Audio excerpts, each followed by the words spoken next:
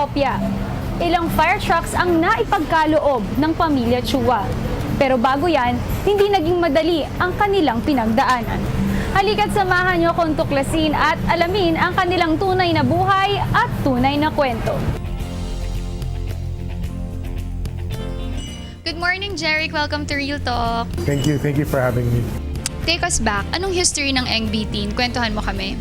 Actually, Eng Bitin started in 1912. So currently, I'm the 4th generation owner of Eng Bitin. Around the 1980s, ito yung turning point na Eng Bitin. Kasi before, pag sabi mo Eng Bitin, kami yung nagkaroon ng pinakaunang jingle. Sa amin yung sinasabi na yung hopyang di mabili, may amag sa tabi. Bakit?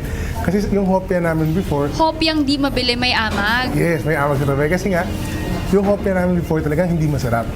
Yung hopya namin napakatigas na pag binato mo sa pader, pagbagsak, hopya pa din.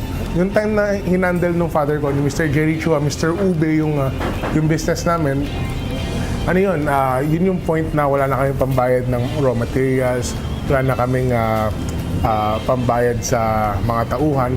Came to a point na siya na mismo yung gumagawa ng hopya.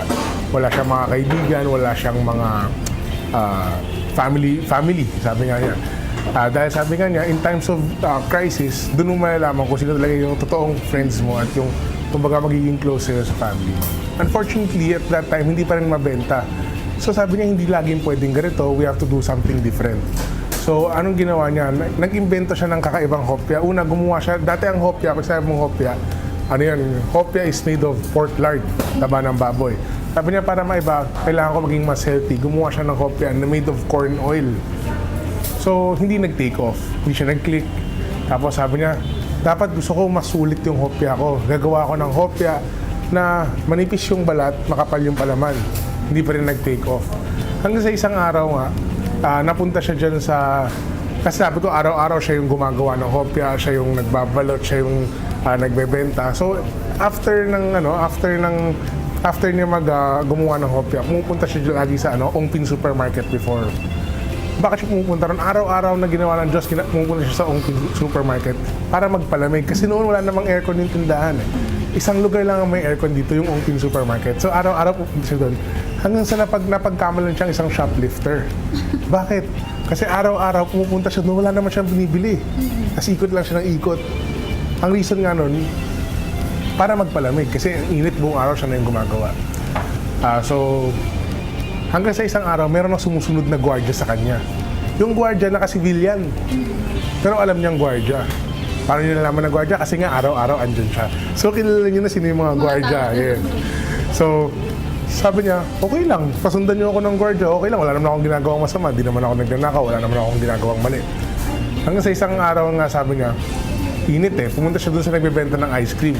Sabi niya, Miss, ano ba yung pinakamabentang ice cream dito? Sagot sa kanya, ube. Tapos parang may bumulong sa kanya, sabi niya, gawa ka ng hopyang ube. So after nun, gumawa siya ng hopyang ube, pumunta siya ng Pampanga, bumili siya ng tatlong bottle ng ube halaya. And then nag-aral siya kung paano gumawa ng ube halaya, ube jam. Ginawa niyang hopya, tapos pinatikim niya sa mga kaibigan niya. Noong pinatikim niya sa kaibigan niya, kamusta, masarap? Sabi niya, oo, masarap. Bibili ka ba? Sabi ng mga kaibigan niya, hindi. Matapos maitampok sa programa ni Cory Quirino ang kanilang stall, unti-unting nakilala ang kanilang ube shop. Kailangan niya mag-feature ng Chinatown, no? So kailangan niya isang Chinese firefighter, Chinese doctor, Chinese temple, tsaka Chinese drugstore. So yung father ko, si Mr. Jerry Chua, siya yung napili as a Chinese firefighter. So nung napili siya, na-interview siya, nagkaroon sila, yung ABS-CBN nagkaroon ng difficulty. Kasi hindi nila ma-interview yung Chinese temple, diba? So sinamahan niya. Yung Chinese temple nga, actually, yung time na yun, ayaw pa magpa-interview.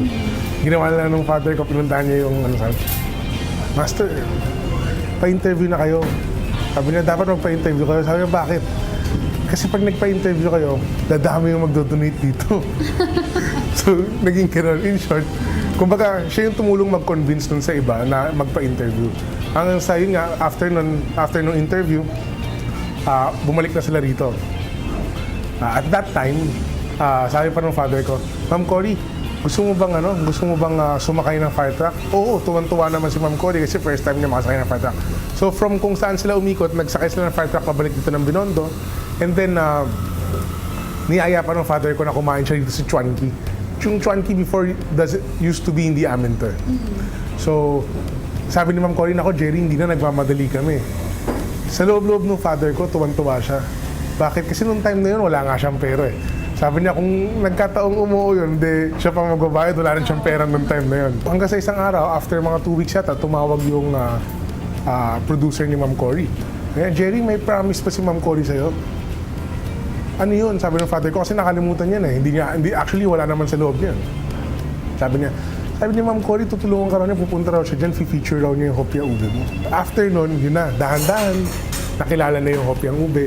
Until right now, alam mo ba, sabi ko nung 1980s, di ba, ang hopya, 2 flavor lang. Ngayon, meron na tayo may 25 different flavors ng hopya. Based from what we've researched, your dad, Jerry Chua, he has this fascination for fire. Bata pa lang siya. Tell us more about this. Well, he started being a fire volunteer when he was 16 years old. So, inimbita siya nung ninong niya to join being a volunteer firefighter. No? Actually, on the first or second day niya, naputulan siya ng daliri. So, yung small pinky niya, ito. Wala na. Hindi naman wala, pero bawas yan. Okay. So, yun yung mga... But then, hindi siya nagpapigil doon. Kasi noon, hindi uso yung mga training. So, dati, dahil nga doon, hindi tama yung pag-train sa kanila, na Basta go lang, mag-volunteer. Volunteer on the job. At bilang bahagi ng kanilang corporate social responsibility, maraming fire trucks na rin silang naipamahagi.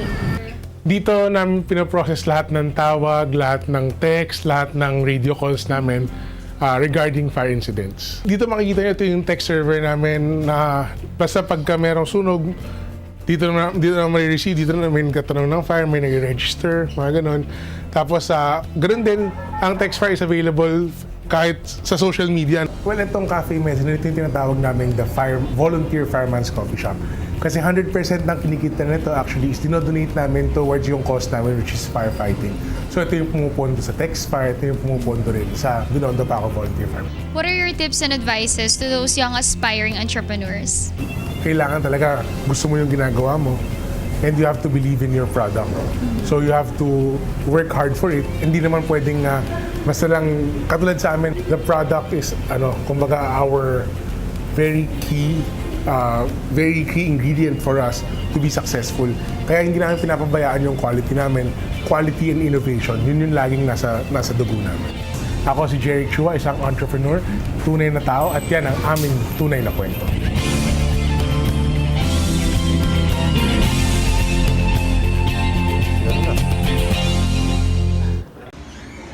Ako po si Cathy San Gabriel. Subscribe na sa PTV YouTube channel. I-click lang po ang subscribe button.